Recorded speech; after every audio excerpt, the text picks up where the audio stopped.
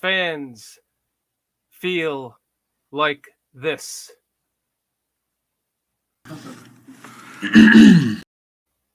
Oh, yeah. Go ahead, play that, Kitty. I messed it up. I'm going to take a second for a second, if you don't mind.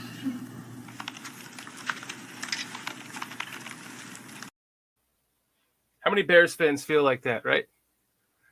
We just have an exhilarating win over the Patriots, and then a Robert Quinn trade, and then a Cowboys ass kicking, and then a uppercut Roquan Smith trade.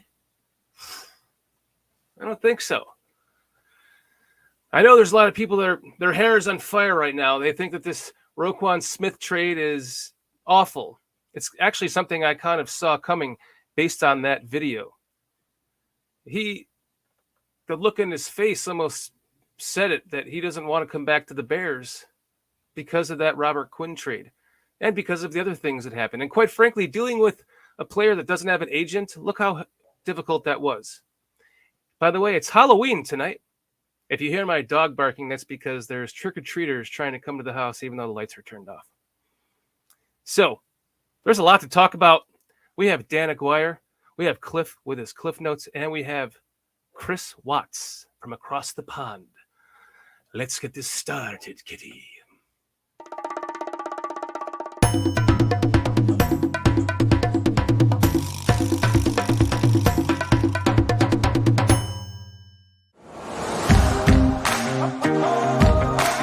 Bears country. Where is it? It's in your man cave. Your home. Your car. Your local bar. Your city. State. It's across the world.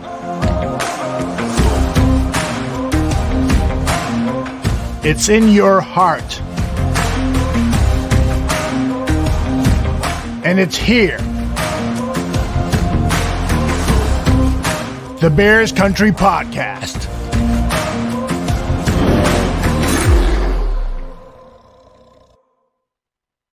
Damn right it is here. It's here on the Barham Network, and it's here on Bears Country Podcast as well. Hallows Eve. After a spooktacularly awful loss to the Cowboys, we see Roquan Smith traded to the Ravens for a 2nd and a 5th round pick in next year's draft. Just moments, and in the universe this time, from the Robert Quinn trade. Dan, how are you feeling about this? First, forget the loss. Just let's talk about this trade. How do you feel? I wouldn't feel so down about it if I felt like there was somebody that was able to step in, because like you mentioned at the top, we did have an exhilarating victory against New England, and you see Green Bay struggling. They have the same record that we do. Now, Minnesota's going off right now. It looks like they're going to win the North, but still wild card contention is there. It's right in front of you. And I hate the fact that they're making this trade without, if you're going to give up 49 points to Dallas with Roquan, how many are you going to give up to Miami when we're there on Sunday with Jack Sanborn or whatever the fuck his name is playing in that position? And I don't mean to discredit Jack or disparage Jack, but it just feels like if we had somebody to, take his spot and felt like maybe you weren't losing that much, it wouldn't feel so sharp. Right now, it kind of feels like a kick in the groin. I look at it differently. We just went 3-5. And when you look at the stats, for the season, Roquan Smith's been playing well. But he wasn't all over the place in that game. You didn't see him standing out on defense by any means. And I agree with you on that. That was a big game. I wish they would have gotten a 1st round pick for him, but the fact that they got a 2nd and a 5th, I really feel like we were going to lose him or have to franchise him and piss him off even more. And it just wasn't going to be a good situation. And to walk away with something, and now what is, 11-6 is still possible, Dan. It's still possible, but not probable. So, this is what teams do when they're building for the future. This is what a good team does to rebuild their franchise. You see them trade away their star players that he might not end up going on to the Ravens and, being the Roquan Smith that we all remember him to be. He might fizzle out there. Who knows? It could be a Herschel Walker type of thing. Not that it's that big of a trade, but. Well, let me clarify. I agree with you, and I'm not his biggest supporter by any stretch, because I think what you're saying is he comes in waves and sort of disappears, and I'm not objecting to building for the future. I think it's still there this season. We see Justin improving. The offense yesterday was good enough to win if the defense just didn't have an epically bad day. It seemed like Mel Tucker was the coordinator. I think Alan Williams is over his fucking head, man. But my objection isn't so much to Roquan leaving as much as, well, who do you got to take his spot now? Because they're still in the thick of things this season. Mm-hmm. That's a good question. Is it going to be Jack Sanborn? They did get a linebacker in the trade as well. He's like a 33-year-old, journey. Yeah, he was off the practice squad from Buffalo, I think, a few weeks ago. Yeah, he was wearing number 54, by the way. I hope he doesn't come in here and think he's just going to take number 54. I'm sure the Bears wouldn't give that out. Probably not, but then again, they've let several people wear Mike Singletary's. It took a long time though. Right. So well, that's maybe true. They might give him like a 10-year window or something, which should be coming up soon. But Shea McClellan was wearing that at one point, which should have been a fucking sin. God, it's a fucking sin for sure. But I'm optimistic about the trade. I honestly felt something coming on this trade just by the look on his face when the trade was announced during that press conference. He seemed like he had that look on his face like, fuck this, I'm not coming back here. And I said it on another podcast of mine. Is it possible that they trade him? Because if they walk away from nothing with him at the end of the year, it's better that they got this for him. Don't you agree? I agree with that. But if all we've heard for years is, oh man, the Bears need to build through the draft. That's how you build a franchise. You build through the draft. That's what the Pittsburgh Steelers did. That's what Green Bay does. You build through the draft. And well, he was our guy. We drafted him. And every time we get a good guy, we either let them walk or we trade him. It seems like Mr. Montgomery, come on up. You're probably going to get traded tomorrow. And it sucks because I was telling Aldo yesterday, the more that Khalil Herbert plays well, which, we want him to, but the more he plays, the more it makes Montgomery expendable. And I think you and I both agree that Montgomery's the top back. Like, dude, re-sign him. But and it has nothing to do with that fumble yesterday. That's an aberration, I think. But I do think the more he succeeds Herbert, the more they think, well, we can trade David Montgomery too. It's possible. It certainly is possible. But what would they get for him? A fourth round and a third round pick. I'm not sure they would get much for him. So I don't know, but it's certainly possible. What I like about this regime is just they have some balls. Poles has some balls, and I trust him with how he turned 5 picks into 11 with the Mac trade and everything that he did during the draft. And but maybe it's Ryan Pace and Phil Emery's revenge because the Falcons are in first. I'm going to that game too. Yeah, there's be like 13 of us going to that game. We're gonna fill that stadium, man. It's gonna be great. Hell, there were some when the Bears first scored yesterday. You could hear it. I don't know if you paid attention on the TV copy, but there were "Let's Go Bear" chants loud in Dallas or Arlington yesterday when I think we were down 14-0 when the Bears scored first. I could hear it. You could hear it on the TV. The first score, there was a lot of "Let's go Bears" chants. I know. It's like they're saying "Let's go Bears." Shit, that's awesome. I hate this because, and first off, I'm glad to be back. I'm sorry I missed last week.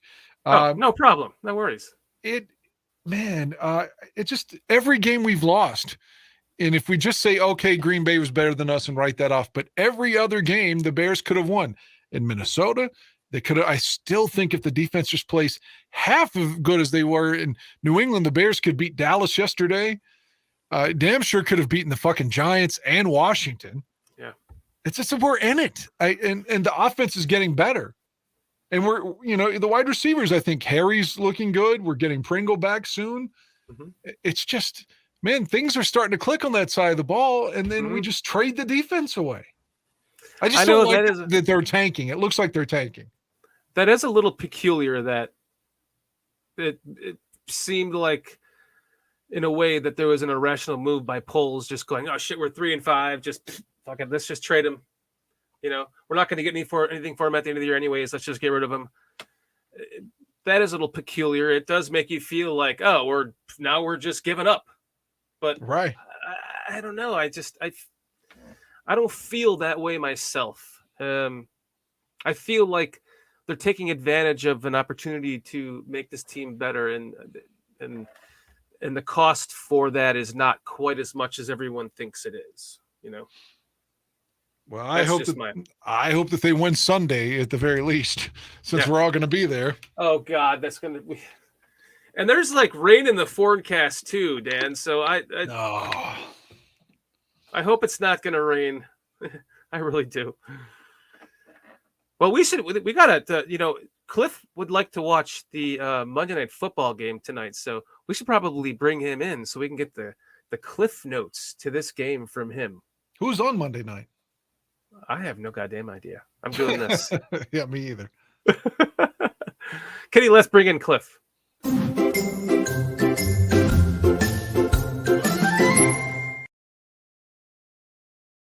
Cliff, what the fuck happened? Cleveland and Cincinnati, guys. Come on. You want to watch that? I have Nick Chubb and Joe Burrow playing, and I need them both to do okay to win my fantasy this week, my league. Jesus Christ. We already have to cut him off that quickly. Usually we get a little further into the show before, fantasy football ruins it for everyone. So anyway, moving on. What kind of Bears fans are you guys? You have to know every skill player on every team to play fantasy. I don't play fantasy. I don't either. I've been I do tried for years. And by the way, if you could see me in a remote location tonight, it's because I'm sitting in the Queen's chair. This is where my wife usually sits in our family room because I have no TV in my office. So I'm actually I have the game on behind me. So if I happen to be looking like this, I'm not ignoring you. I'm just ignoring you and watching the game. Well, it's better to listen to us than to Buck and Aikman, though. That's true. Joe Buck is on there, and I'm happy to keep the sound off. There you go. Well, Cliff, before we get started with your Cliff Notes, we also have another guest. Chris Watts is going to come in and join us, and he'll be able to kind of interject on some of your thoughts for Cliff Notes as well. So, Kitty, let's kick it off with Chris.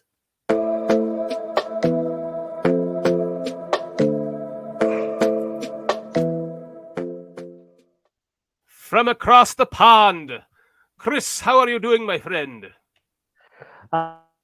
I'm doing very well, mate. I'm doing very well. And hello to everybody, and happy birthday to Dan, and hello to Kitty. And it's great to meet Cliff for the first time. And I'm so glad that he's safe from all that bullshit he's had to go through over the last month for the weather. So, I'm good, mate. But I'm just rather shocked, man, what's been going on today with the Bears. Yeah, so, it's awesome to come on the show again, Dan, and thanks for the invite. We love having you on, Chris. It's always great to talk from, to get your perspective from all the way across the other side of the globe. So, and thank you for telling me happy birthday. I appreciate that. Happy birthday, Dan. Oh, man. That's right. Happy birthday, Dan. You're the best, mate. Thank you, everybody. I'm glad to be here. So let's go around the globe here. We'll start from left to right. Dan, we'll start with you, Cliff. Cliff, your perspective just of this game in a nutshell before we get to your Cliff notes. Let's talk about the trade. What do you think about the trade? Let's get your guys' version of the trade here, and then we'll do the Cliff notes. So how about that? Sure. All right. My phone, my texts have been going crazy today, and they're basically in two camps.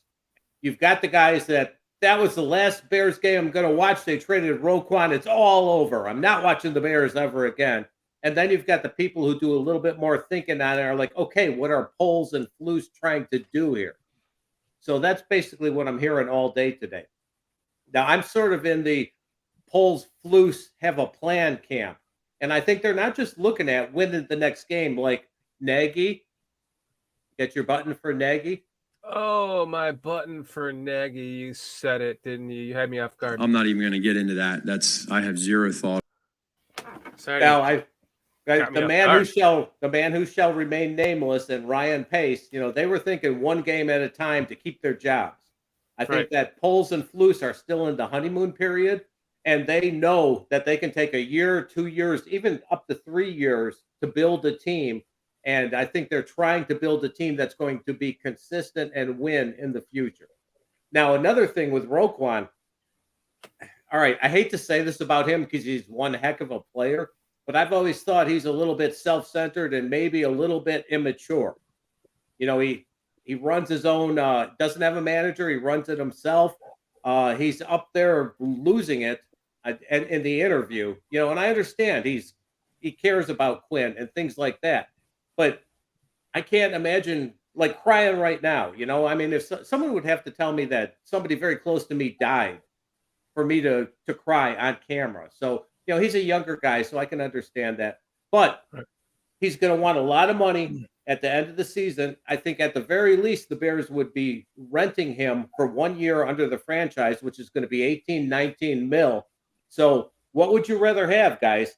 Renting Roquan for 1 year for 18 or 19, or getting some other player for that 18 or 19, and then also having a second, a fifth, and AJ Klein is the other linebacker that we picked up. Thank you, Cliff. Thank you for that. Chris, what are your thoughts? Well, I'm sort of. I feel like I've got feet in both camps. Really, I completely agree with what Cliff just said. I mean, I very much see where the business side is, and and that the GM and the coach are looking at along, the next sort of couple of years, and they try to build up drafts and the cap money. But I'm a bit like, damn man, it's sort of like it feels like, well, what's the point of the rest of the season? You know what I mean? It's sort of like, it feels like we're tanking. We've still got 9 games left. Where I can understand the business part of it and feel very much similar to what Cliff was saying about Roquan as a person, as a player. I mean, last time I cried, it was when Bambi got shot, you know what I mean? So, yeah, very sort of mixed feelings, but it's just sort of like this season. It feels like, is that it then for the season? We're not going to try it all, where we might still have a possibility of maybe getting a wild card play. So, yeah, that's how I feel about it, boys. Very sort of mixed, but I see the bigger picture. But right now, I'm a bit like, oh, man, what's the rest of the season going to be like? I mean, we'll let Dallas go with him playing. So what the fuck's going to happen over the next 9 games? Do you know what I mean? And we just said, oh, well, fuck it then. We'll just hopefully fields will improve. Hopefully nothing's improved, but we're never going to be in a game because our defense will suck. So it's just a part of the NFL, isn't it, really? The NFL, it's a brutal business when you think about it. So, yeah, that's my viewpoints on it, fellas, anyway. Dan? Yeah, like I said, I definitely understand what Cliff was saying, and I'm not in the camp that's like, oh, fuck it, I'm not watching, because I'm going to watch. I'm always going to watch as long as I can, unless there's something to preclude me from watching. I'm watching. Even if they're 3-13, like in 2016, I'm fucking watching. Even if I'm miserable watching, I'm watching. So you get the point. Like I said, though, with the point that Chris was making, there's still 9 games to go. And like this season isn't over. Like they're in the thick of it. And that's, I know I'm repeating myself, but that's the part that's hard for me to just to fathom the thought process of, okay, but at least if you're going to get rid of him, have somebody else to at least take his spot so we can try to do something this season, because you're in it. You're fucking in it. Every game you've lost, you've been in it closely. It's not like you're getting blown out, even though yesterday the scoreboard may have appeared that you lost by 20, but you take away Montgomery's touchdown that Fields jump leapfrogs over, and you take away the 2-point conversions that you don't do. And then suddenly it's like it's 42-31. You're in the game. So, 11-6 is still possible, guys. Forever the optimist, Dan. It really is. It still is. They still have one more game to lose, and they could still go 11-6. Well, think about this. They've got 2 straight home games now. In theory, if they could upset Miami, and Detroit was playing with them all day yesterday, and then you've got Detroit in week 10, which I'm not shitting on the Lions, but in theory, again, you could win those and you're back at 500. And you're in it. There's 2 wild cards there, like at the end, the 6 and 7. Well, technically 3 wild cards, but they added the extra postseason team 2 years ago. So take advantage of that. Go for it now. Yeah. I don't think that's going to happen, because here's a question that you guys briefly commented on before. How do you tank without looking like you're tanking? Trade your best players.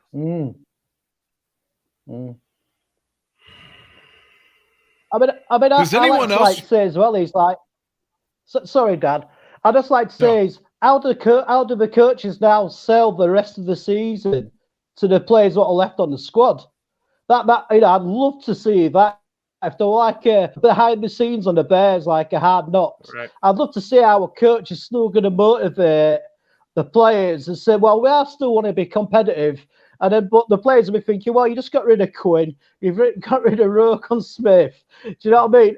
They might get rid of somebody else before the trade. So, and like Dan says, we've still got 9 games left yet. So it's a very unusual, situation, I think. That's the same angle I was about to go with. If you're Matt Eberflus, you can't criticize your GM publicly, but you have to be thinking like, dude, I've given you like 8 months already for this season, and we're close, and you're cutting my legs from under me. Like, how am I supposed to get through the rest of this season trying to win games when you're getting rid of all of our good players? That had to be a decision that was made between the 2 of them, though. Don't you agree? You think that was just something Poles did off the whim? I don't know, but Quinn wasn't playing well this season. And honestly, Roquan had 2 really good games, and he himself was very inconsistent other than the New England game and the Texans game. So maybe that's their thought process. Maybe I'm just playing devil's advocate against my own position now. Maybe they watched the game yesterday and said, this motherfucker's out here loafing. He's not making any plays. Baltimore's calling. If we're going to give up 49 with him in the lineup, might as well trade him. Mm-hmm. I don't know if that's a sequence that happened, but it's plausible. That's when I go back to the look on his face when they traded him. It's right here. Look. I'm gonna take a second for a second, if you don't mind. Right there, he's like, "Yeah, I'm not coming back to this fucking team." It seemed like he had such an investment in Robert Quinn that look on his face almost just made him go, "Yeah, that's finalized. I'm not coming back here." I really saw that in his face when that presser was, released, and they since took it down. And I don't know. Then you saw him not really show up in the game this much. I have the defensive stats here. I haven't even looked at him. Let's look at him together. It was a brutal day defensively. Brutal. Roquan Smith, Just 5 tackles. Eddie fucking Jackson had the most tackles was Eddie Jackson.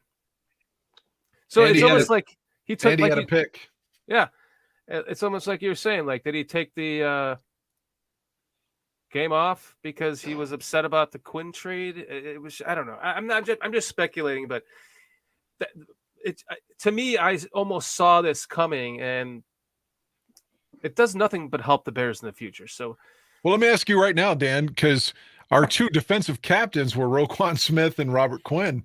Maybe it's easy to throw one on Eddie Jackson. Where's the other captain go now? Do we have another player on the team? You're not going to give it to the two rookies in the secondary because they're rookies. Who else is Jalen Johnson? Jalen Johnson. Okay, maybe Jalen Yeah. Johnson. I was going to say we don't really That's have what I anyone was else thinking of, worthy. yeah. Now, I mean, thinking you go back to thinking the lo- stats. Go ahead, keep talking. thinking long term, now they've traded Roquan and they don't have to worry about his salary. What's that do for David Montgomery? Are they more likely to sign him again because they have more money now? I don't know. I keep thinking the more Khalil Herbert plays, the more it makes Montgomery expendable, the more successfully that Herbert plays, I should say. I think differently. I think that they like the 1-2 punch. I think they'd be silly to try to break that up. It's a thunder and lightning kind of deal. It is. Yeah, I would hope so. I agree. Yeah. So I mean, if they can get I Roquan, think when Montgomery plays, it gives it. Sorry. Good. Sorry, Dan. Go, Chris. Yeah, the I mean, mic. I just think really that the back. Oh, cheers, mate. Sorry, I'm being very rude. I think it's because I always get a bit of a delay on my end, so sometimes I jump in a little bit too quick. No, I mean, I want to keep both of them. I don't think Herbert would be as good without Montgomery playing because they've got slightly different styles of running. I mean, Montgomery, he's a bit of a thumper where Herbert's got, he's a bit more of a speed merchant. So I think if you got rid of Montgomery and then used Herbert as like the number one back, I think his productivity might go down a little bit. I agree with you. I would hope that they would. I mean, I know this isn't going to happen, but it'd be great if they just announced an extension for David Montgomery after the trade deadline tomorrow. Just be like, he's our guy. Fuck it. He's our guy. I agree 100%. He's a beast. He I mean, is, man. that play against the Patriots where he was down 2 yards behind the line of scrimmage, and somehow, even when you watch the replay, it's hard to even see how he got through all that in slow motion. You know that play I'm talking about? I do. He's got fucking heart, man. He just doesn't go down. He's got a heart. Here's my David Montgomery story. We didn't have the first round pick. All we had was a second round pick that draft. I was in the Keys visiting some friends, and there's a long bus ride back from the Keys to Miami to the airport to take it back home. Plus, there's the time at the airport. I was scouting running backs the entire time on the bus, at the restaurant, and the airport, and I came across David Montgomery, and he was running to like his left to, I don't know, it was like from the 8-yard line. And he did a little Walter Payton stutter step, how he used to, and I fell in love with him. I said, that's my guy. And then the Bears ended up drafting him. And I couldn't fucking believe that they drafted. It was like one of the first times I could remember that they drafted someone that I wanted with like that first pick, And now here he is, just everything that I envisioned in him when I was scouting him. Just the guy doesn't go down. His feet are constantly moving. He's so hard to get down. His energy, his toughness, his strength, his lower body strength. I don't think that's something you can just, poo-poo on and replace easily. To me, he's worth keeping with the amount of money that we have. And, don't break the bank on a, 5-year. Just give him like a 3-year contract, even if it was like, I'm thinking 3 years, 18 million, but that's probably too low. I myself would be happy with like 3 years, 24 million, but give him a big signing bonus or something like that. Keep the contract a little lower, maybe even guarantee it. But he's worth it to me. I agree. And not to change the topic, because I know we need to get to Cliff's notes. Maybe I'm hoping that the last couple of weeks have sold the general manager on Justin Fields. I think that's the most important thing, to say we've got our quarterback, and man, he seems to have solidified his spot the last 2 weeks, in my opinion. He's becoming a leader.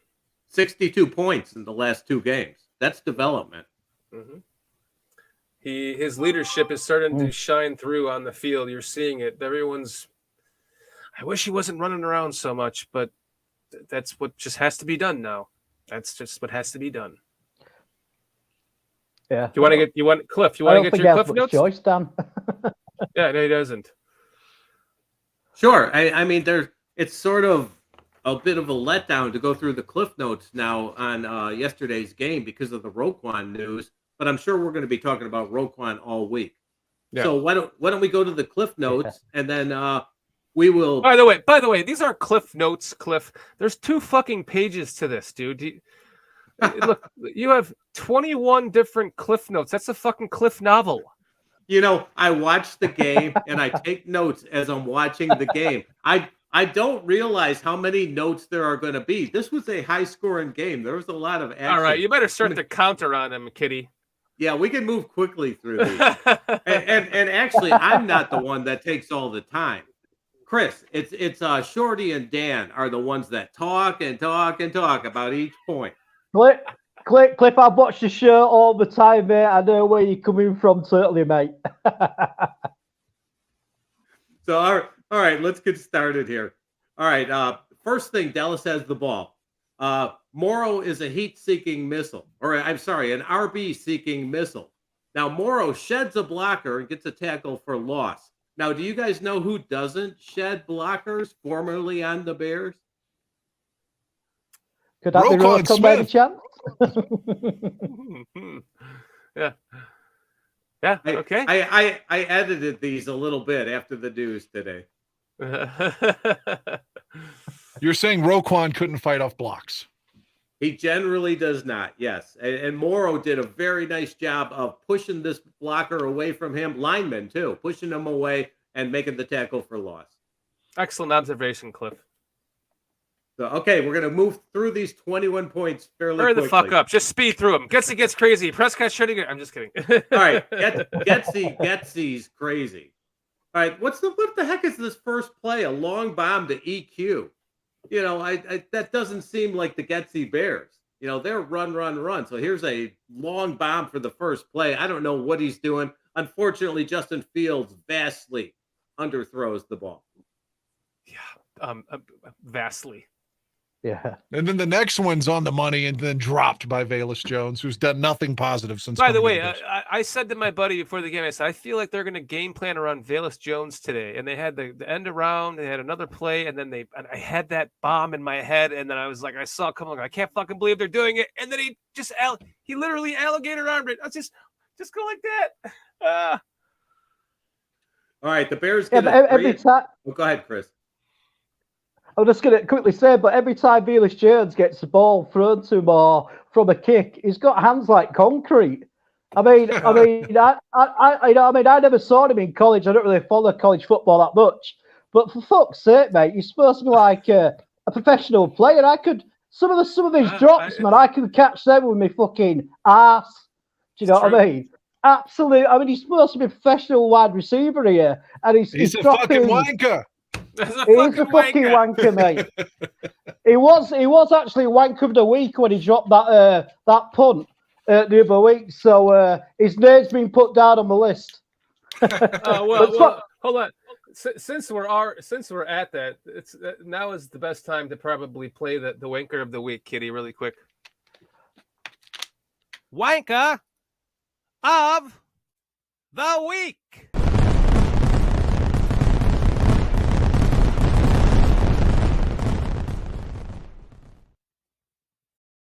I asked you, Chris, and you said it was Justin Fields for jumping over Micah Parsons. So that's your wanker of the week. It's not mine.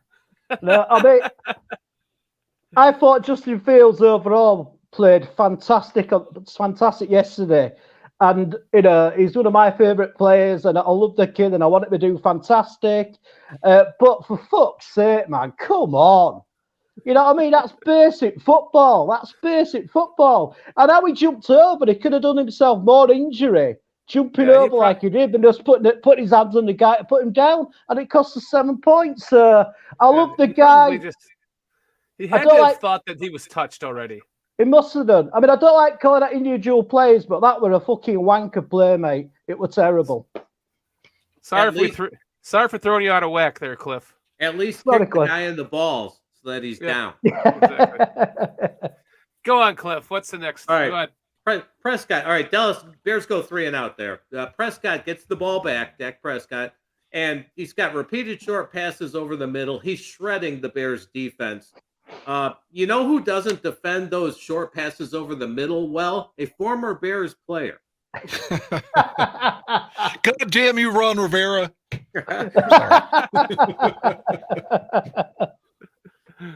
So Dallas keeps moving the ball down the field. Bears cannot stop them. TD pass to Lamb.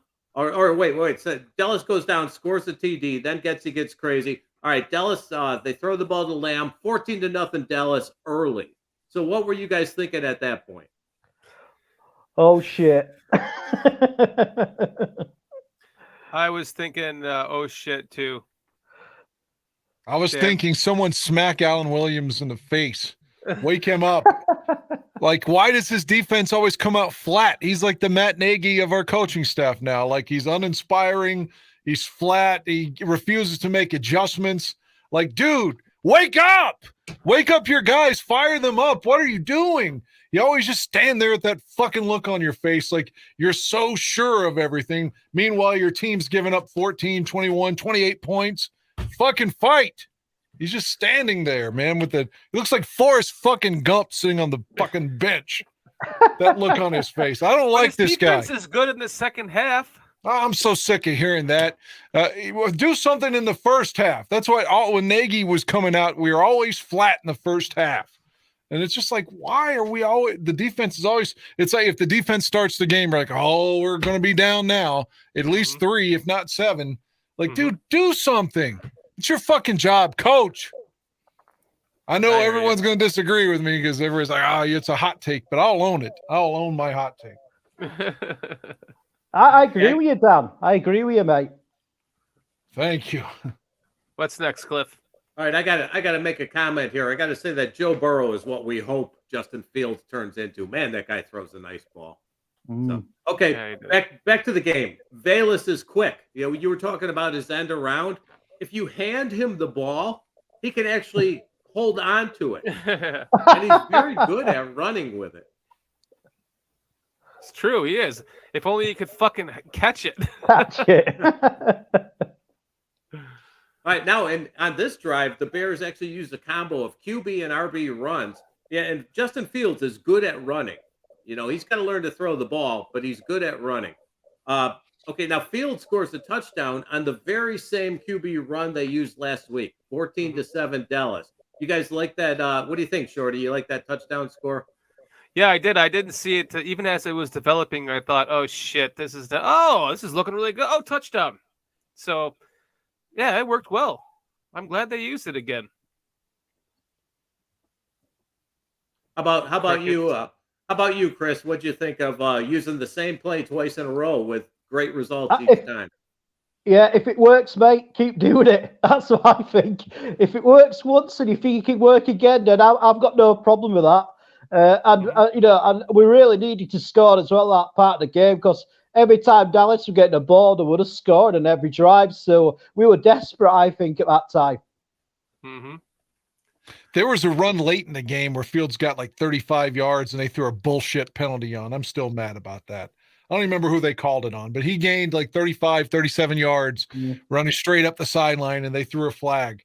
Just hate that whenever there's just like, oh, even the announcer's like, oh, that's ticky-tack right there. I said the same thing to Kitty last night. Yesterday. I was like, why is it's always on every fucking play they get a long first down on or something, you know, like boom, holding, and they reverse it. And a play they wouldn't call on Green Bay at all. Never. Yeah. That's what I said to her too. I could be wrong. I think that was Komet if I remember right, but I'm not positive about it. Okay, well, finally caught a touchdown. But anyway, I don't want to skip too much on your points. All right, moving on. It's the Pollard show. We can just call this game the Pollard show. Ezekiel's out for the game, and Pollard shows why he should be the number 1 running back in Dallas. The Bears can't contain him. Also, Dak is on for this game. I mean, he's throwing good passes.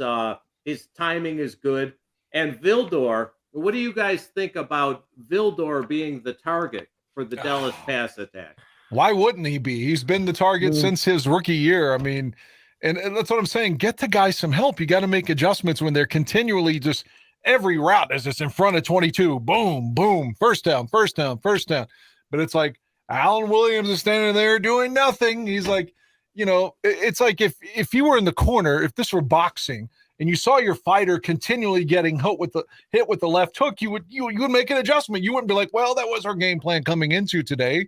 You adjust in the middle of the rounds because your guy's getting killed. So that's what you do with Vildor, but not the Bears. We've got a game plan, and that's what we're sticking to. God, that pisses me off.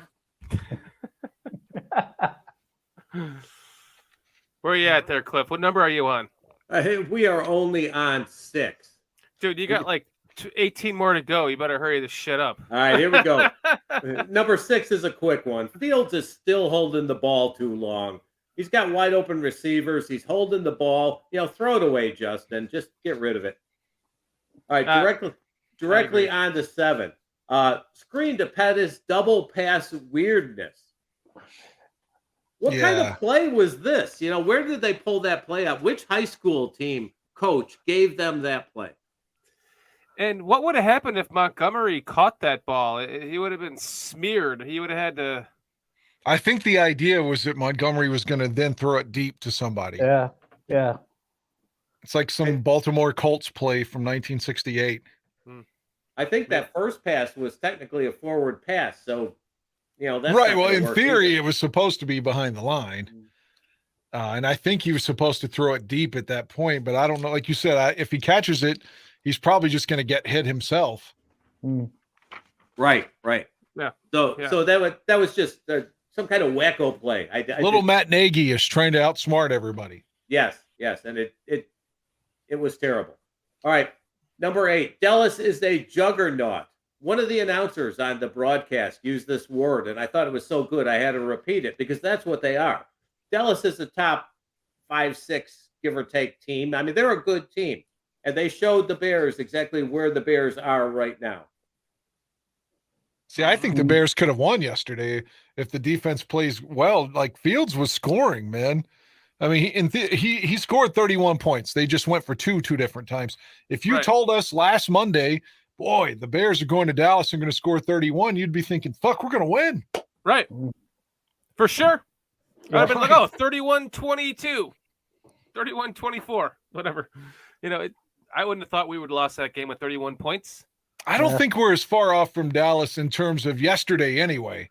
By the way, can I just say, I was not expecting Dallas to come in there and look like the fucking 1997 fucking 49ers moving the ball. They look like a goddamn well-oiled machine. They had a second-string running back in there that had, 131 yards and 3 touchdowns? Who the fuck is the guy I think he is? Emmett Smith? I was scared. I was scared felt like that Minnesota game. I was scared of Zach Elliott, or is that his name? Sorry, Zeke Elliott. And then he comes in here, and if Zeke Elliott had that, I would have been pissed off about that. But it was a second stringer that did that. What the fuck, man? Sorry, that's my Pollard. Pollard is better than Zeke right now. He's a better running back. I think so. Clearly. Okay. All right, moving on. All right, now the score is 28-7 Dallas. After Pollard scored the touchdown. So the Bears get back to the run game finally. They run, including a 4th and 1 play.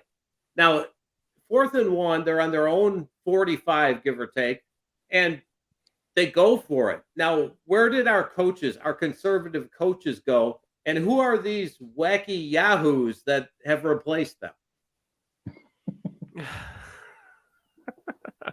That was a big run at the time. Yeah, it was a big run at the time. Now they handed the ball to Monty. Or that's the one good thing that they did there is handing the ball to Monty rather than trying something cute. Mm-hmm. So okay, moving on. Number 10. Justin gets hit and throws an interception. Nope.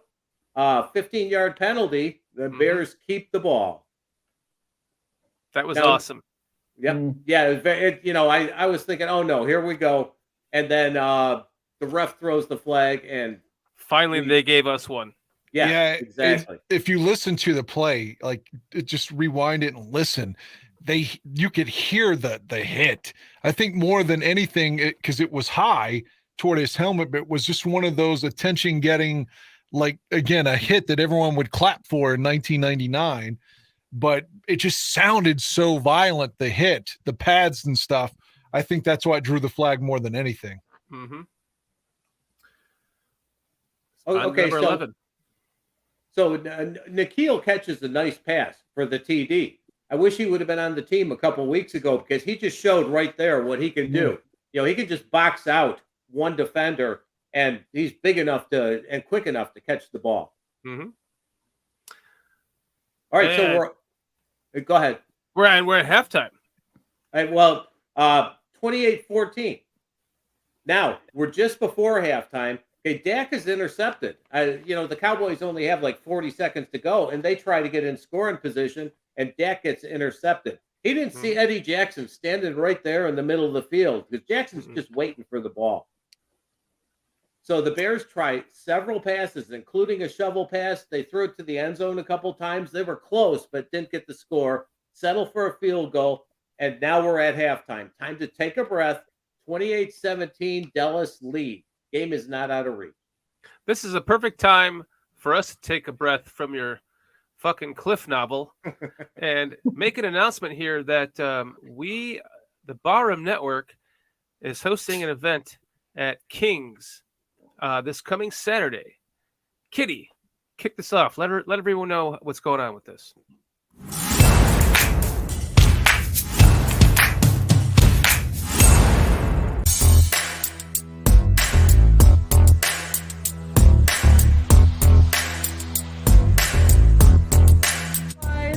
Nikki, I'm here at King's, just calling everyone to come join us on November 5th.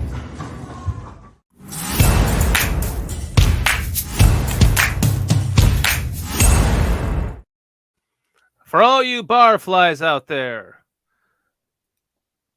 join us on November 5th at King's. We're going to be there.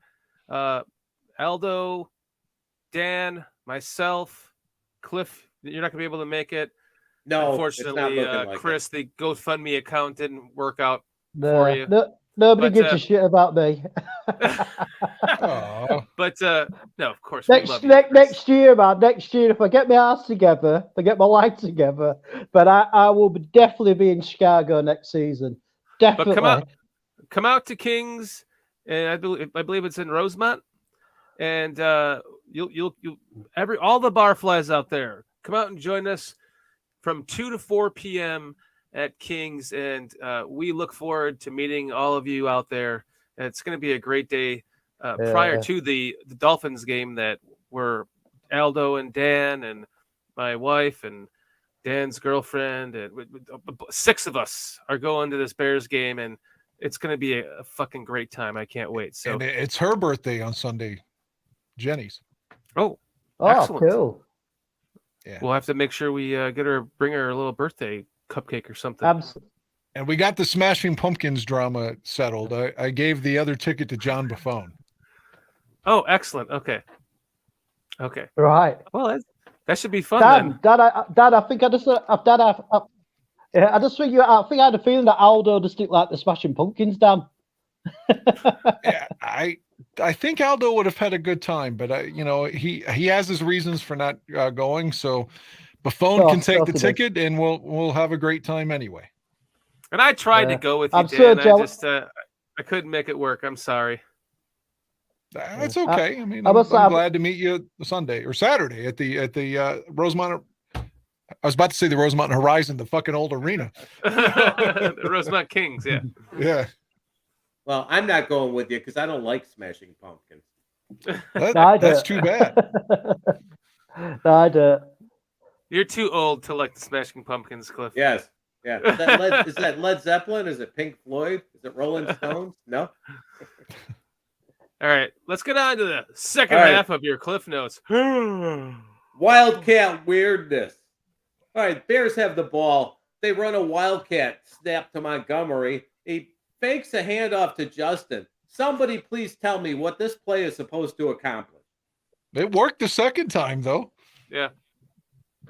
The first one was so weird how it happened. You almost didn't see it happen in real time. It was like, what the hell just happened? And then it was a Wildcat, and he was just stuffed. And you know who didn't get fooled by it? The defense. Mm-hmm. I bet All right. Roquan would be fooled if he'd have been on the Dallas defense. He would have been completely I fooled. believe you. I have that comment right here. I'm adding it right now. I agree.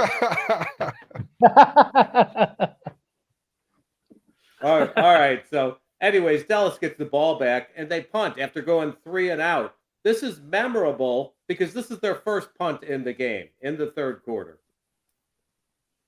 All right. Now, so the Bears are still in this game, 28-17. Do they have a chance? Fields throws a nice pass to a wide open Mooney.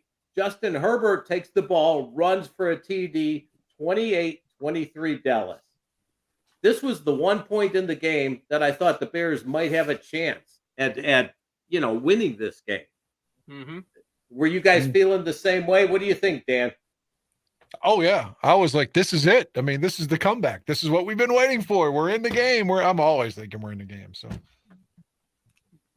I'm going to let you go next, Chris. I would exactly the same. It felt like the second half of the Minnesota game. I thought, yeah, finally we're caught up, and we're in a margin where we can compete and and get if we can get a couple of touchdowns quickly. That was the most positive part of the game for me, really. Because I thought, yeah, we're closing.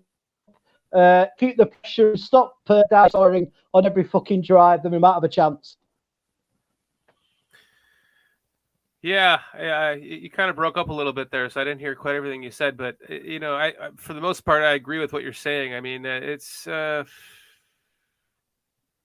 yeah. Move on to the next one.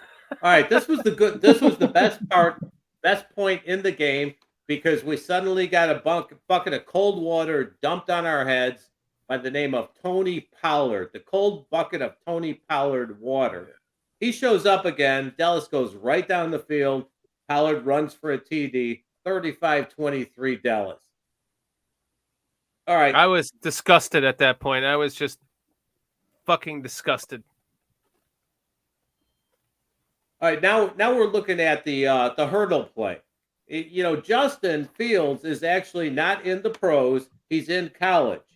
So when somebody catches an interception and they fall down, they are not allowed to get up and run again. But no, wait. Justin's been in the pros for 2 years. So you would think that he would know better than that. So I just feel like he thought that somebody else had already touched him, and he was just like very gazelle-like trying to avoid hitting him to avoid an injury to himself. Or a penalty or a late hit. Right. I really think he thought he was downed already by someone else. As did I watching the game. I was like, the Bears have done this like 5 times in the last 2 years now alone, it seems. I mean, it took a fucking, a replay that went on for a while to decide whether or not he was touched or not. So, yeah. As I mentioned, he should have kicked him in the balls.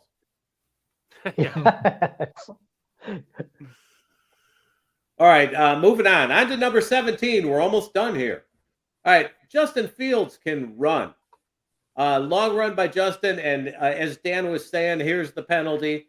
Ball comes back. Now, Valus, the Bears have obviously decided not to throw the ball to Valus, so they hand it to him again, and he runs for another first down. Did I mention that he is quick? And now, the good thing about this is the Bears have not given up yet. They don't quit. They keep playing. So, he is the heart and soul of the team. I said this before. Like, he reminds me of, he's like the modern day Walter Payton of this team. He's doing everything he can, like Walter did in the, mid to late 70s, everything that Walter could do to make the team win and to make the team better. He did whatever it took. And that's what I'm seeing from Fields. And God damn, it's going to come together. It really is. He's shown improvement. Yeah. So that's what we were looking for development this year. Nobody except for Shorty thought the Bears were going to go 11-6 this year. And I still do. All right. So anyways, Dallas gets the ball back. And what time is it now? It's time for the third movie in the trilogy called Pollard Show Part 3. Pollard breaks free again. This movie is getting the first one, all right, it was fun to watch. The second one, a little bit boring. This third one, they're just trying to make money from the trilogy here because he does the same thing and runs for another touchdown. We've seen that before. 49-29 Dallas. I think hey Chris, I think at this point you knew the game was over. Oh, definitely, mate. I would bang my head against the table. I'd stop praying.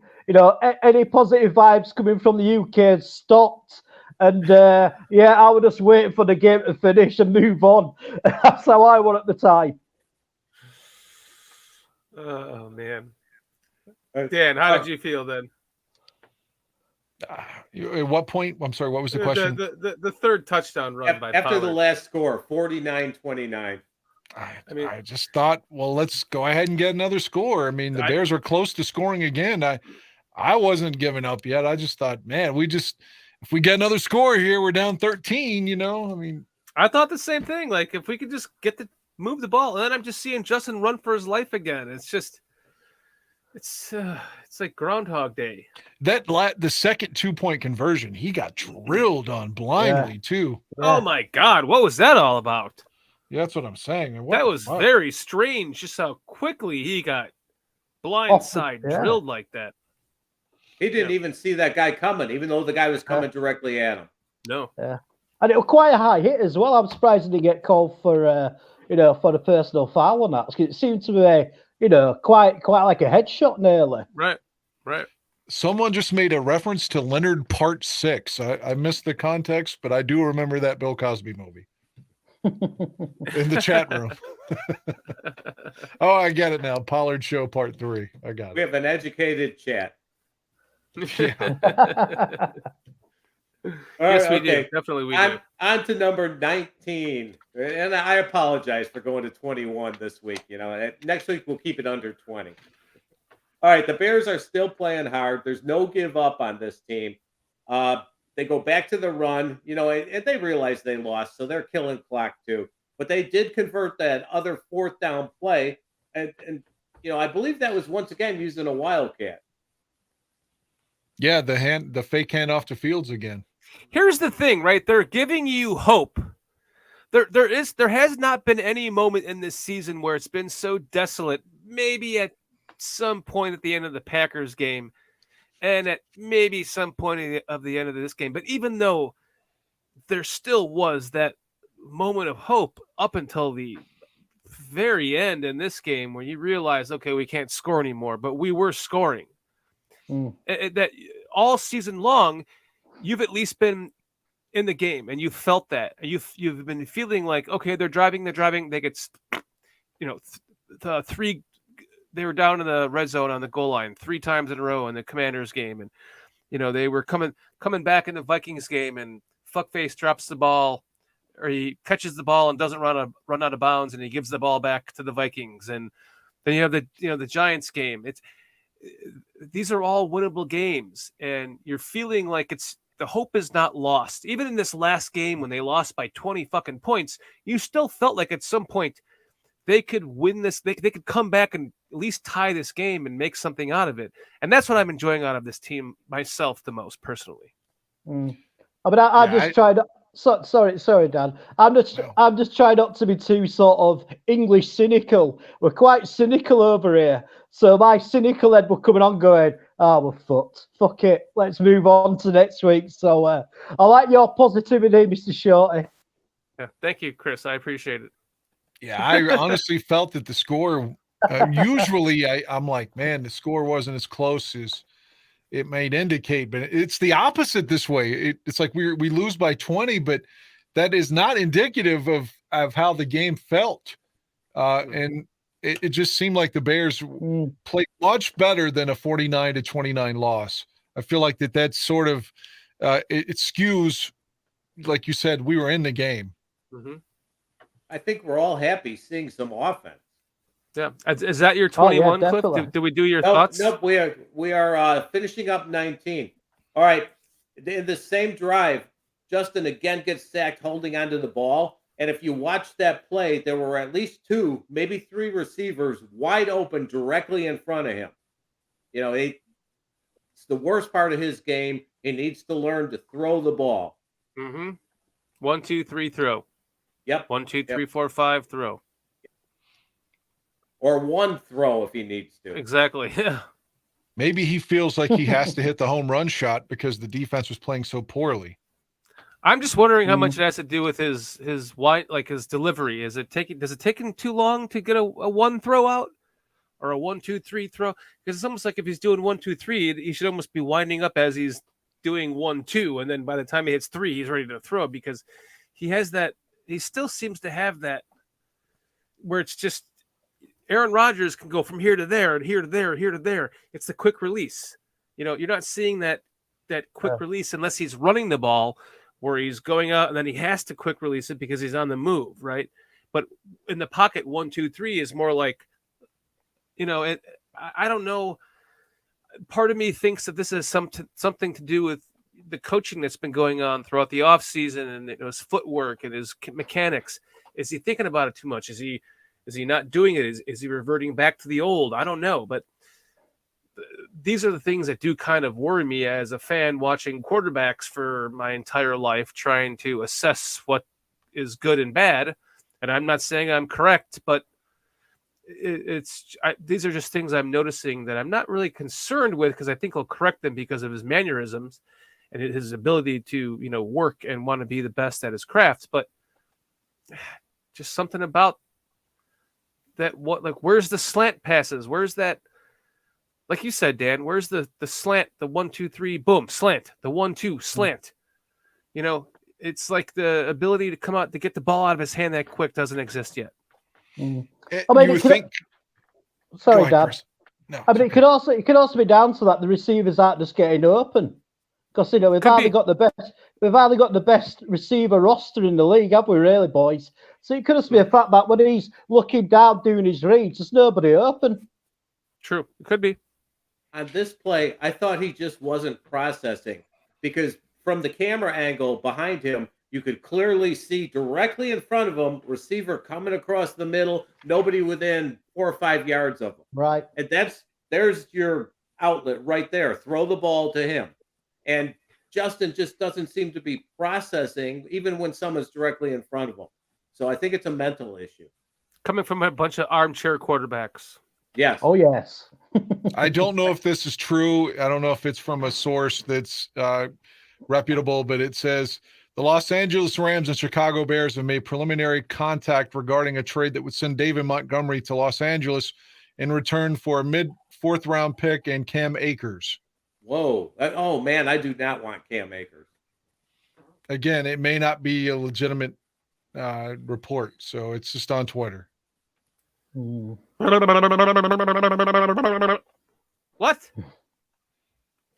How many players are we going to have left? Are we going to have about 10 players left by the end of the free agency market? Sorry, Cliff. Now, Cam Akers, I think he had torn Achilles. Running backs don't come back from that. I mean, none, basically. Maybe one. Yeah, but that's an injury that if you are going to come back, you're probably not going to be 100% of what you were in the past. So there's a reason the Rams are trying to dump him everywhere. I think I'm going to vomit right now, guys. Dan, please tell me you're fucking with me. Like I said, it could just be somebody in their basement making it up, but it was on Twitter. Let's hope. I don't like that at all. To me, the two guys in this team that you can't trade at this point are Justin Fields and Cairo Santos. At this point, can we get Cairo in the Pro Bowl? I mean, how many more kicks does he have to make to get some kind of fucking recognition? I'm going to be honest with you. I thought you were about to say Justin Fields. And then you said David Montgomery, and I just became half as sick. I hope it's just a bullshit thing somebody made up. So, but yeah, to me, Fields is untouchable. At least I hope he is. You would think. Yeah. All right. At number 20, only 2 more to go. All right. Dallas runs the clock. Dallas continues to run the clock down, of course. Bears use their timeouts. I'm not really sure why they did that, but maybe they're showing they're still trying. And then they run the clock themselves. They know the game is over. Bears at least did not pull a Seattle and keep running crazy plays down by 20. So they realized the game was over. Can I interject there? You're right. Sure. It's like right around the 9-minute point, you saw you're like, come on, let's fucking go. Like, run the 2-minute offense. What the fuck? And they're just like lagging around the whole time. And I'm like, they're conceding. They're conceding. You're right. Definitely conceded when they brought in number 15 at quarterback as well. Yes. And number 25 at running back. Yeah. Well, they were getting their asses handed to them that game. So for them to last, halfway through the fourth quarter wasn't that bad. Correct. All right. Point 21. We are done after this. Okay. Thoughts.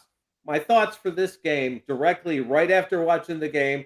Justin still holds the ball when he should be throwing it. Justin can run. Excuse me.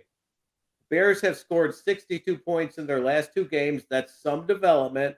And then I added Roquan trade changes everything.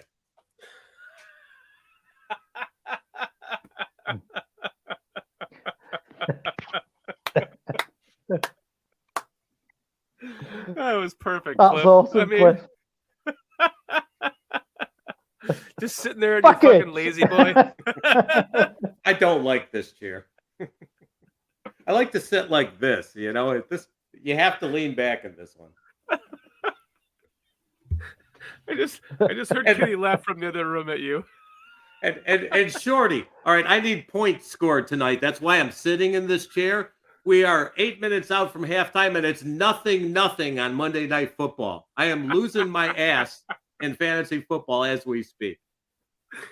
I mean, I have nothing to say for fantasy football, Clip. So I do. Oh God. Hey, it's bragging rights for a year. So the thoughts, guys. I'm gonna go last. Right. I'll let you go first, Chris. We'll go around to Dan after you. I mean, my thoughts were we scored a lot of points against a really good defense, which was amazing. But it felt like an upside down Chicago Bears game to me because it's usually our defense which is strong and our offense which struggles to score points, especially over the last sort of 2-3 years. So it felt like a bit back to front. It was really weird. But I mean, I saw Justin develop again, move on again. It definitely looks like he's more of a leader. The offense looked great, but I was shocked by how the defense was just getting mauled. I couldn't stop. My brain couldn't sort of. Is this really the Chicago Bears defense getting battered and nearly getting a 50 burger on us?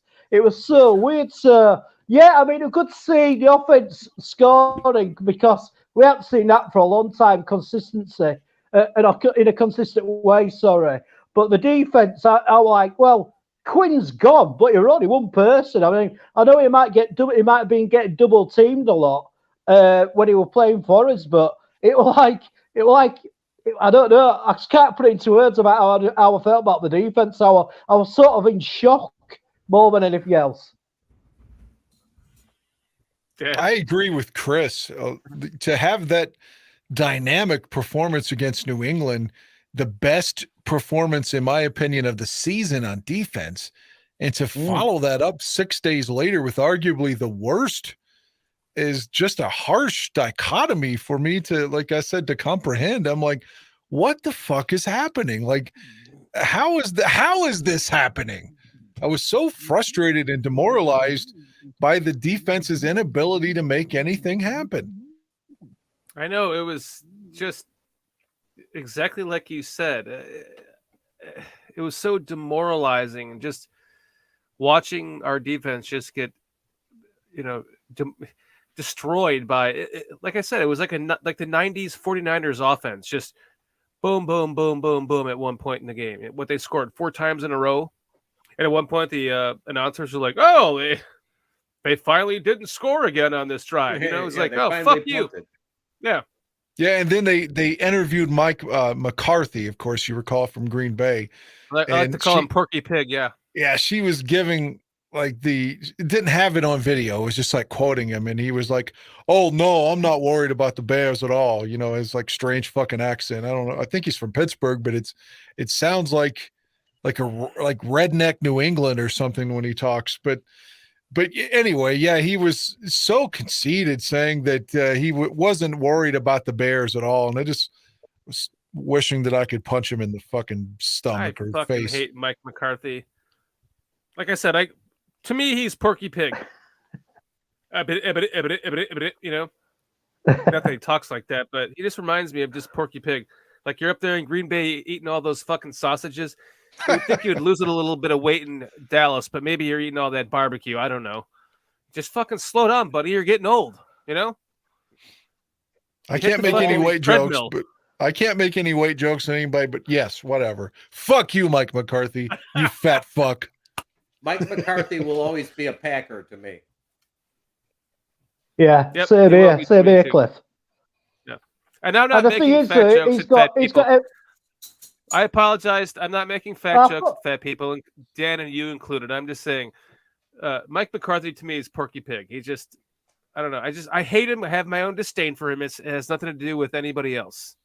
I always said when he had a beard that he looked like Shane Marsaw, but not like I'm not calling Shane fat or anything, but like just when McCarthy has the beard, Shane's beard looks very similar. Never saw that. Anyway, This is my dog, by the way. What's your dog's name? Buddy. My son named him. How old is he? I think he's 5 now. He's still in his prime. I can hear Kitty. Aww. He thinks he weighs like 15 pounds. So, he's Oh, no, very happy to jump up. We have a 50-pound and a 65-pound dog that think that they weigh 15 pounds each or less. I get it.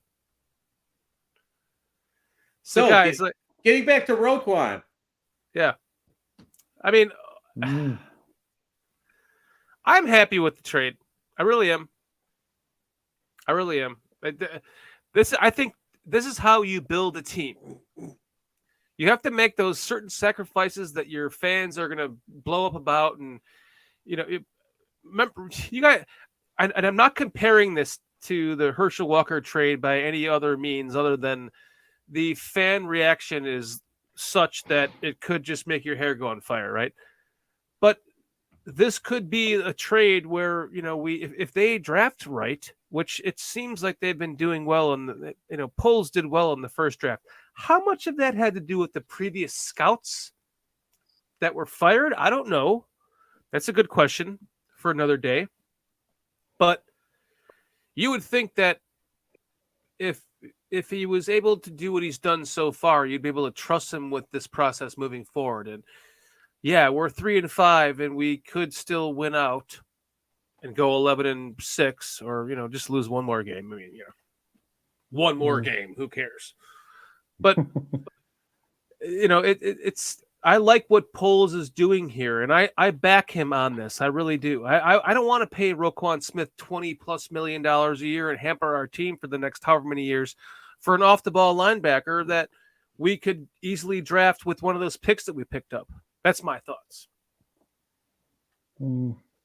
Cliff, let's go around the Cliff. We'll go to you. Okay, Chris. I'm really wondering if the Bears are seriously tanking now, because I never thought they were going to do that. But when you start dumping 2 really good players in a row like that, it makes me think just a little bit. They may be trying to get a few more losses. And I'm also wondering, to extrapolate from that, have Poles and Cunningham and Eberflus, have they looked at who's going to be available in the draft in 2023? And do they have certain points that they want to be at so that they can get the players they think are going to be there? I'm sorry to interject, but I'm seeing someone here in chat saying, where is it at? Oh, it's moving too fast. Hold on a second. Everybody stop chatting so Shorty can find it. Hold on. Oh, where was it at? Somebody said something about the Roquan Smith trade. God damn it. Oh, here it is. Ron Crawford says, I think the Raiders won our Mac trade. I disagree with that because we ended up turning the Mac trade.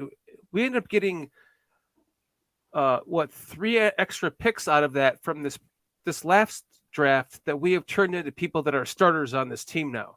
So I'm going to just disagree with you politely, Ryan, there. I think that we actually won that because what has Josh Jacobs done for that team?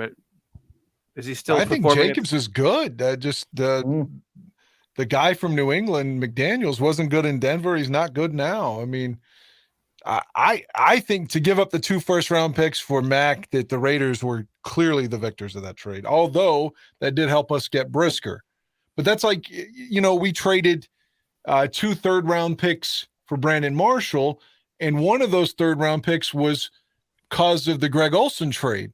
But yet we still say we were completely foolish for trading Greg Olsen, right? So, but we still ended up with Brandon Marshall as a result of that. But I still think that you can have 2 independent thoughts at the same time. The Olsen trade was bad. The Mac trade ended up being bad for the Bears too, in my opinion, because he had like half a good season. I mean, overall it was because he gave up 2 first-round picks. So I guess it was. And if you listen to the bar room at any point, I'm sorry to step on you, Dan. I was criticizing Mac in 2019 as like, dude, this guy's not living up to his money at all. And people were acting like I was saying that their children had Down syndrome. Like they were taking it personally. And fuck you, Dan. You don't know what you're talking about. And no. God, I took some serious heat for calling out Khalil Mack, who had about 10 good games in his tenure with the Bears. And it's crazy. If you all recall the Bears 100 anniversary in 2019, they put Khalil Mack as the 60th best Bear of all time. Oh. Wow. Right, exactly.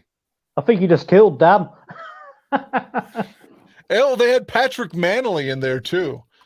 I'm like, what the fuck, man? No Curtis Conway or Jeff Graham, but Patrick fucking Manley. He's so bad on the post game on the score too. God, he's horrible. Now, Josh Jacobs is doing well this year. So up until this year, I would say actually that both teams lost on that trade. So it's really complicated. Shorty, you got a good point with if you figure out all the factors, the Bears did okay. But the way Jacobs is playing, Raiders didn't do that bad either.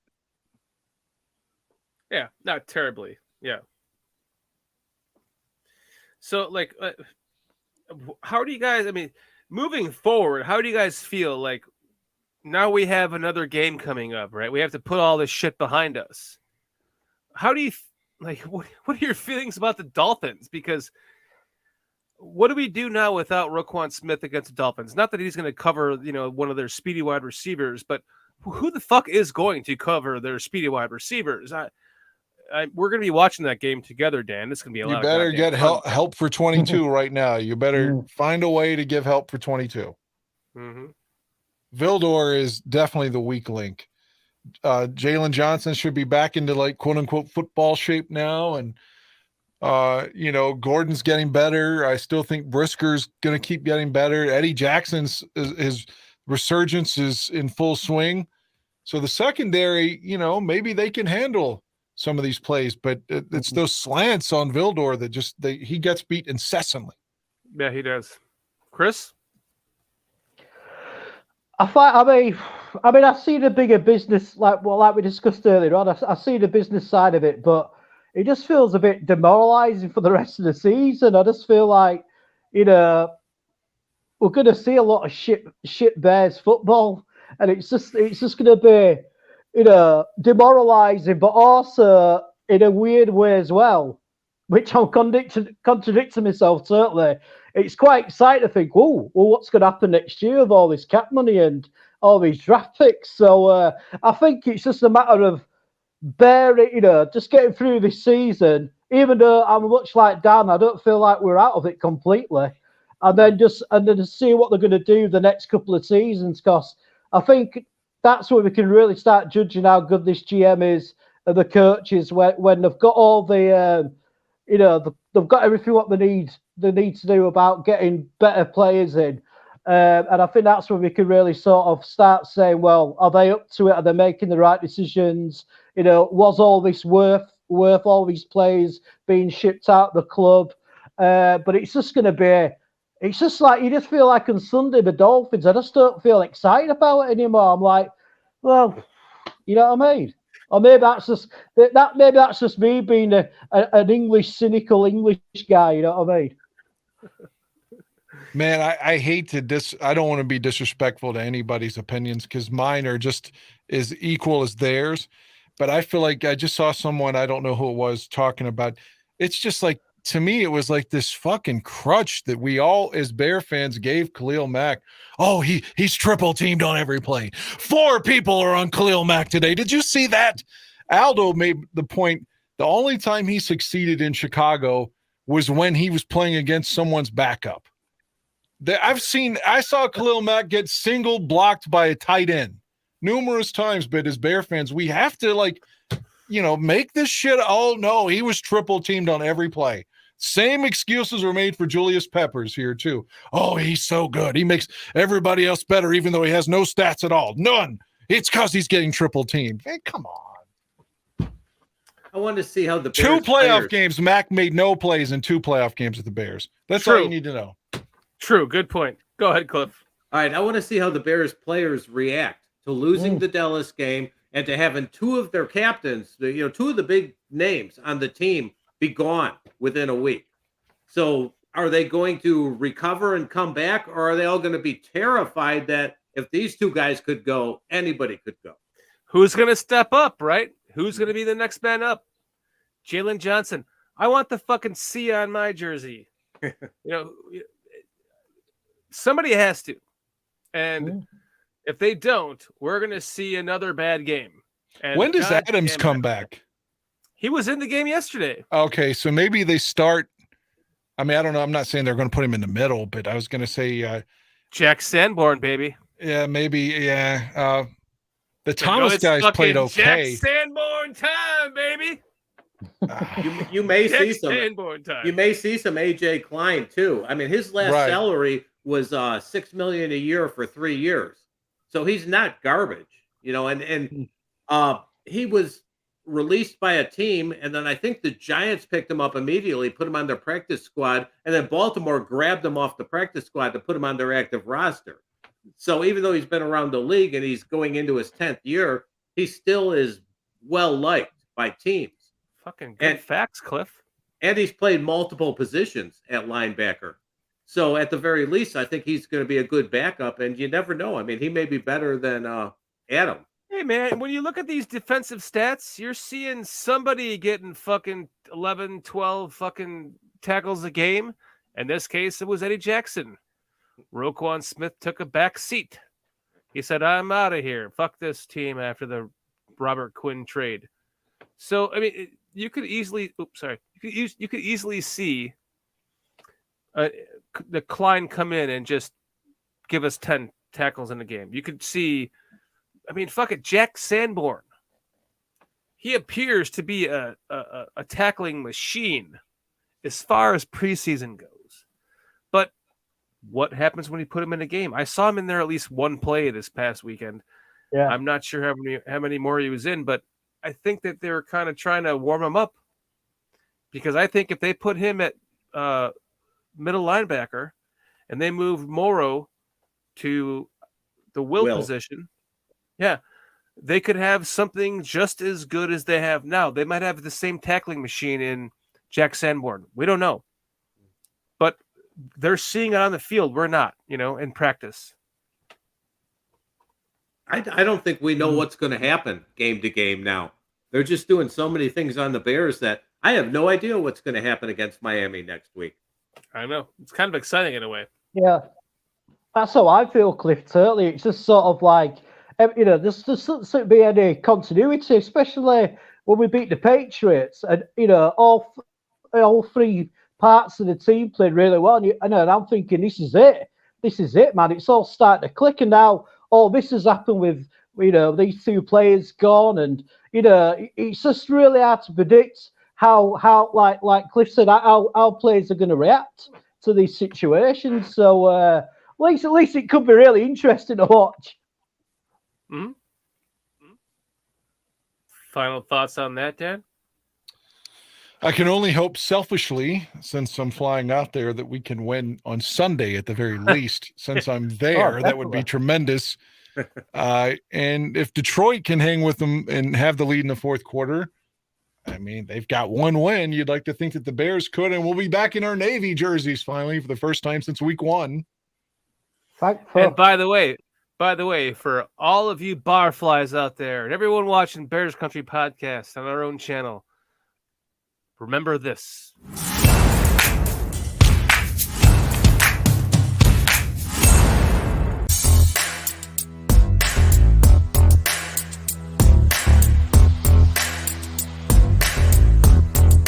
Guys, this is Nikki. I'm here at Kings, just calling everyone to come join us on November 5th.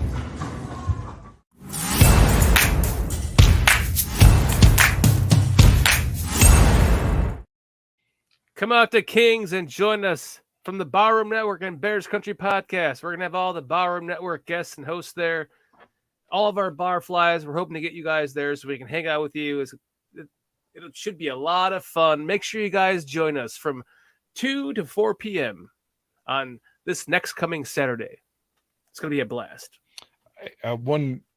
Maybe I could have told you this off air, but since we're talking about the plug, as a result of that, I won't be able to be on next Monday because my flight, I don't even land back in Virginia until 9 next Monday. And then I've got an hour and a half drive back to the house. So no, I figured that for sure. We talked about that before though. So just reminding. I remember that. Yeah. So next Monday on Next Monday, Cliff has 35 Cliff Notes. 35 fucking Cliff Notes to next Monday's game. I'll stand in for you, Dan, next week if you want. I'll come back on next week if you like. That'd be great. Hop in with us I'll be your backup, mate. Don't worry about it. Absolutely. You're a backup mate, Chris. Yeah, Mike North is supposed to be there. Laz asked if Mike North is. Yeah, he is scheduled to be there. Hopefully he's there to meet with the fans because we're going to be doing a barroom event from 12 to 2, and then from 2 to 4 is the barfly event. So we hope to see all of you there. That'll be a lot of fun. I mean, Kitty and I are flying in from here in Georgia, and it's our home state. And Dan's flying in to watch the game. We're all going to the game together. Dan, Aldo, and Kitty and I, and his girlfriend, and my wife, and blah, blah, blah. But it's going to be a great weekend for all of us. We would love to have all of you barflies come out and meet us at Kings in Rosemont that Saturday before. It'd be so much fun to meet you guys. Hey, Cliff, does it feel like they're rubbing it in now in our faces that we can't make it?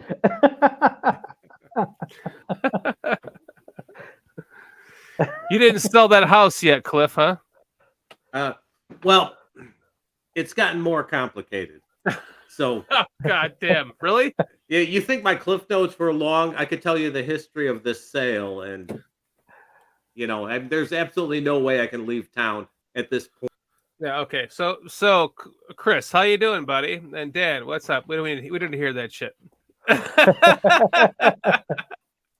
Hey, let's do this next year, and then I will definitely plan on being there. I love this segment where you start talking shit and we just pull you out. It's the best part of this segment. I'm gonna have to talk faster.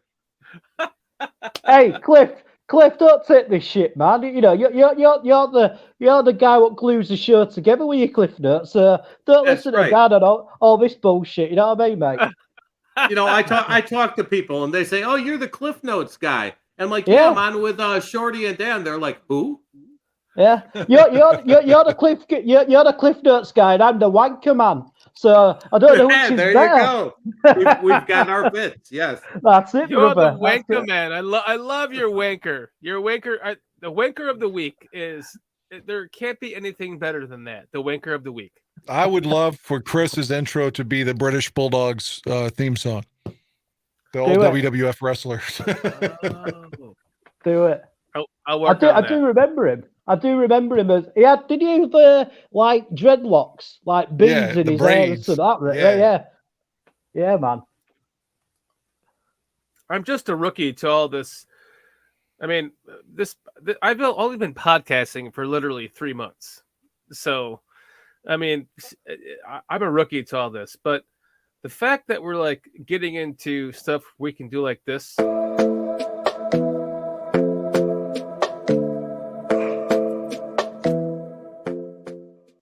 That's a lot of fun. I have fun doing that, you know? And the Cliff Notes, I mean, those are fun. So, Cliff and Chris, you are obviously both, and Dan, of course, Dan. You're a Barham staple, but you're welcome to. Cliff, you're part of the show, but Chris, you're welcome to be on the show anytime, and we love having you. Really, seriously. Oh, mate, but you don't want to be saying that, mate, because I'll be asking you every week, mate. I'm telling you, because I love speaking to you guys, man, and it's always a great opportunity to speak to Mr. Dan Aguire with them golden sonic toes. Is that good? Could sell sex toys. There's sex toys in there somewhere. Here, I found Chris's theme. Can I cut out the stage? You found Chris's theme, Dan? What? Yes. There it is. Yes, thank you. That should be under Chris's anytime he's talking, like faintly in the background. I love it. You have to send that to me. I have to find that. Okay. Yeah, I'll work on that, Chris. I'll get your opener better. I'll make it more European. I feel like Benny Hill or something. Oh, for some good news, I did a search for the Montgomery potential trade, and I didn't find anything on it. So I'm not seeing any kind of confirmation on that. Oh, good. Dan's just trying to give us a fucking heart attack over here. Yes, not for Akers, please. Oh God, no, please. Too many injuries, and I love David Montgomery. Please don't trade him, Bears. Please don't. I get it, but please don't. They have the money; they can pay him now. yeah, but the McCaskies really like him as well. They're a big fan of him, the owners. So hopefully they might want to sort of step in and say, "Look, we want to keep the guy." Yeah, publicly, they have been a big fan of Montgomery, haven't they? Well, let's continue it. You know, I've said all along that the two running backs work better in combination than either one of them would do separately. Mm-hmm. Keep it going. I agree. Guys, some parting thoughts? I'm looking forward to every game. You know, I mean... Well, that's it. Go ahead, Chris. Yeah, I am. Sorry, Cliff. No, sorry, Cliff. You finish, mate. I butted it accidentally. No. Chris, let's go around the horn. You first, then Cliff. You go, Chris. I mean, my final thoughts is it's going to be very interesting to see what the squad's going to be like against the Dolphins. You know, who they're going to have played in Roquan's, old position, and there's a bit of mystery going on. Who knows what's going to happen now? But I hope you guys have a fantastic weekend in Chicago. I mean, I'm not jealous at all, you bastards. And it's been an absolute joy meeting Cliff, man. I'm so happy to finally speak to Cliff because I love the Cliff Notes. I know Dan's been ragging you about the length, mate, but even if you'd have done 42 points, I'd have still been interested, mate. It's been an honour to meet you, Cliff, and it's always a blast talking to Dan, and happy birthday again, Aguire again, mate. Thank you, sir. And thank you, Chris. You as well. You know, I've always enjoyed listening and watching you, so it's great being able to talk to you, basically face to face here. So, all right, now my thoughts. I appreciate that, mate. Sure. Now, my thoughts are I'm really interested in seeing the long-term effects of what Poles and Flus are doing to the Bears. They're not scared to do things. So we're just going to have to buckle our seatbelts and sit back for the next 2 years. This next offseason is going to, hey, Shorty, your show is going to be fantastic over the offseason because we are going to have so much to talk about. I can't wait. Anybody who thinks that Kitty said to me, "What are you going to talk about in the offseason?" I was like, Here we go. Yes. So anybody that's trying to judge the Bears just based on the fact they let 2 players go, sit back, relax, go along for the ride. Let's see what happens. Yeah. It's your turn, Dan. Well, I think most people in hindsight, even if they weren't on board at first, will agree that the Mac trade was good because you got Brisker and there was the cap limitations if you kept him. But I think the jury's still going to be out on the Roquan trade for a while. I don't know if he'll be re-signed in Baltimore following this, but a lot of like how good a GM polls is going to probably be compared to Roquan now because of the trade. Like it's a bold move, and I hope that it ends up being the correct one. But again, I still would like somehow, some way for them to play decent defense the rest of this year and try to win some games. I mean, you never know what could happen. Some of these plays that have been going against us the first half that resulted in some losses may go the other way now. Like the Fields is starting to get more respect nationally, and maybe they start throwing some more of those 15-yard flags when he gets fucking crushed. And maybe some of those result in wins. So I just don't want to throw the white flag right now on 2022. And I hope they don't. I hope the Bears can still win some games.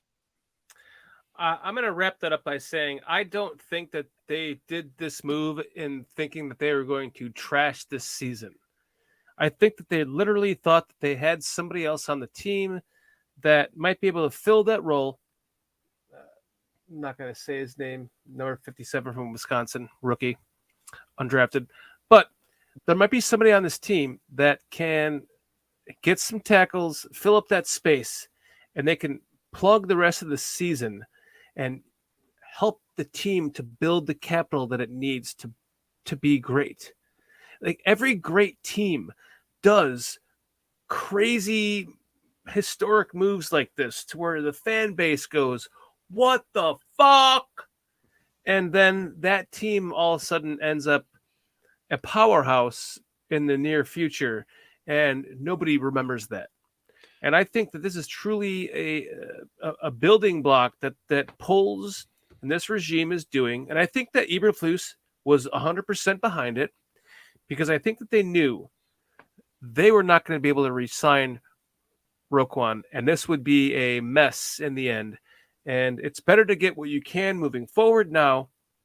And yeah, there might be a little bit of a tanking feeling to this season, but if you can get more experience from the players that you have on the team that can fill that role, then you're only making your team better. And maybe I'm wrong. Maybe they're wrong. Maybe I'm wrong on how they're thinking this is going.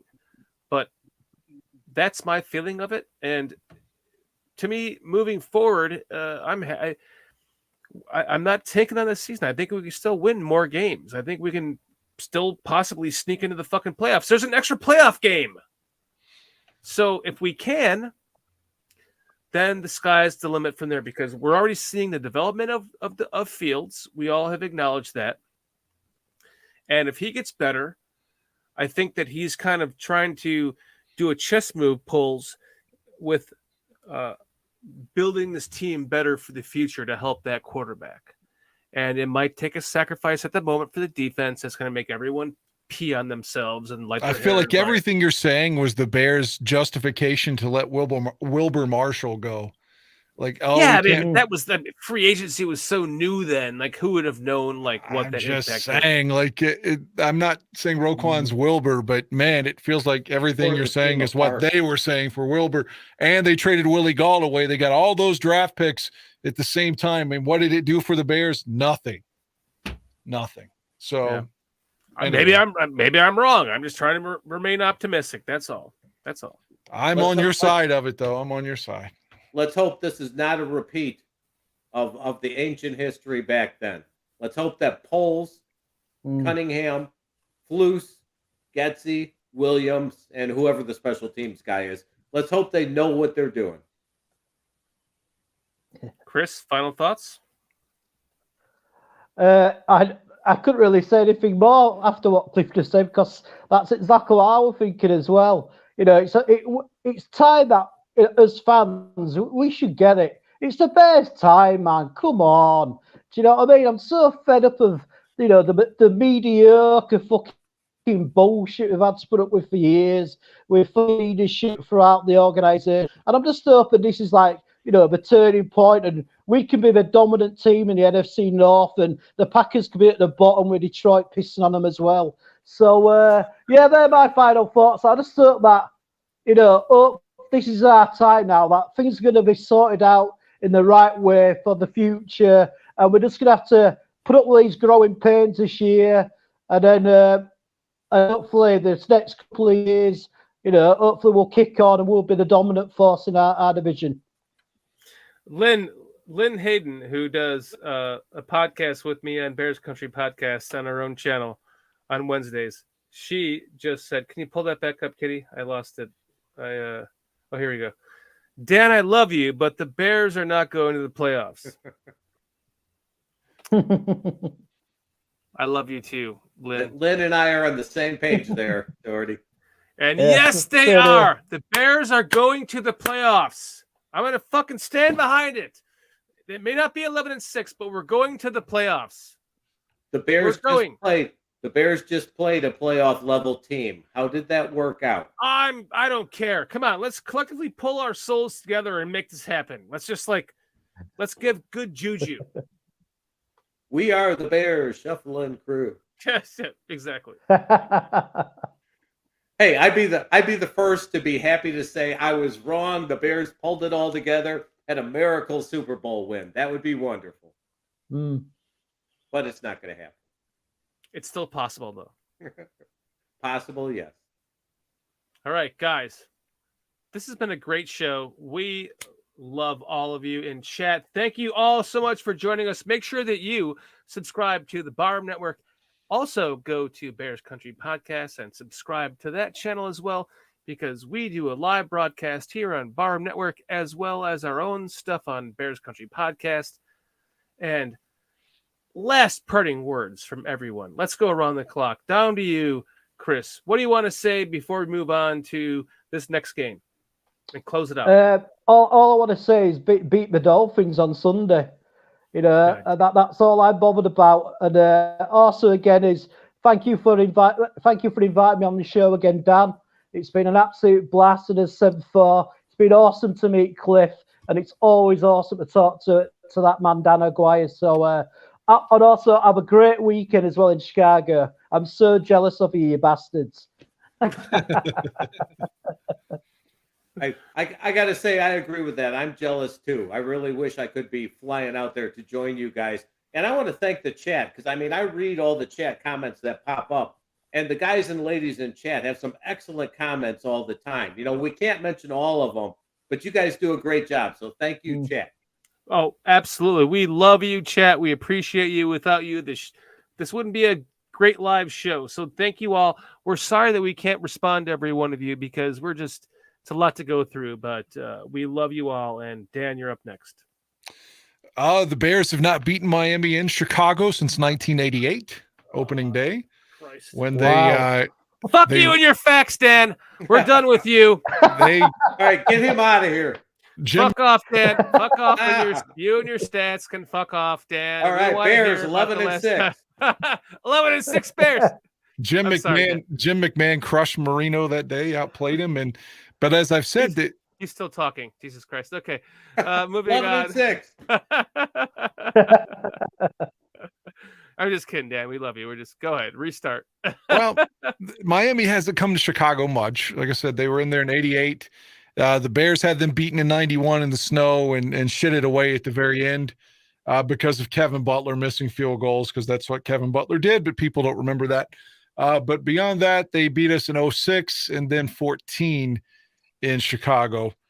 So it's only been 3 times since '88, but I would love to see that hex broken. They had never beaten New England in Massachusetts, and that happened 1 week ago today. So hopefully we can beat Miami this week. It's my girlfriend's birthday next Sunday, so hopefully it'll be a great day for her, for all of us. And yeah, let's find a way to play some defense, keep Justin healthy, and get some fucking wins, Fucking wins, please. And I'm going to say this to wrap this up. I like Miami anytime that they come to Chicago, November on, because if anyone's ever been to Chicago, from Chicago to Miami or Miami to Chicago, it's a big deal. Talking to my buddy, he mentions just little things like, going to the grocery store. If you live in Miami and you go to the grocery store, you're living in 85, 90 degree weather with like 100% humidity all the time. You come up to Chicago, you go to the grocery store in November on the 6th or the 5th. Or the 6th actually. You're going to the grocery store in 40, 50 degree weather. It's a big difference. The humidity level, the everything, it makes a difference. That's why we lost so badly. The game, Dan. Right, where, in 2018. When Cody Blake Parkey Brock Osweiler played, and that was a weather game. Yeah, the missed field goal at the end by Parkey. But let me just say, not to contradict you, like I said, Marino beat us there in 91 in the snow late in the year. Joey Harrington, that was the first loss for the Super Bowl Bears in 06, was to Harrington in Miami in early November, I think, maybe late October. And then in 14, it was around the same time. So the weather hasn't affected them. But although in 06 and 14, the weather was good, that 91 game, though, was frigid and in the snow, and they still won. So, yeah, I think that was I don't know. I don't see that happening. I mean, maybe I do. I mean, I'm going to remain optimistic. We're going to beat the Dolphins. I'm optimistic too. I'm saying we're all going to the game. It's going to have to break trends for us to win, though. But it looks like it's going to be in the 60s, though. Most games that I go to, historically, the Bears win. When I'm at the game, we won the Niners game. We were supposed to win that, Dan. We did. And I guaranteed victory on air. I did a Joe Namath and guaranteed a victory. I am not doing that this week. I'm going to do it. We're going to guarantee a victory next Sunday against the Dolphins. Dan and I and Aldo and Kitty, we're all going to be there. Join us on the 5th at King's in Rosemont and have a great time with us. It's going to be great. 2 to 4 for all the fans out in chat, all the barflies. And we love you guys. Everyone else here with us, Cliff, Chris, Dan, thank you so much. What a crazy week. Hopefully we're not talking about some other crazy trade on next Monday. That'd be crazy. Or tomorrow night here in the bar room with Aldo and myself. Because the trade deadline is Tuesday. It's tomorrow. That'll be tomorrow. Yeah, you're right. That'll be tomorrow on Dan and Aldo. Traded to the 49ers. Oh my God. I know. I know. That's the only thing that could make me boycott the rest of the season. No shit. I thought the same thing. If Fields would be traded, I may just not watch. I mean, that's how bad I would feel about that. Well, guys, everyone, we love you in chat. We love all you guys. Thank you for joining us. Make sure you subscribe to the Barroom Network as well as Bears Country Podcast. Until next Monday on the Barroom Network, we love you guys. Ready? 1, 2, 3. Bears! Bears!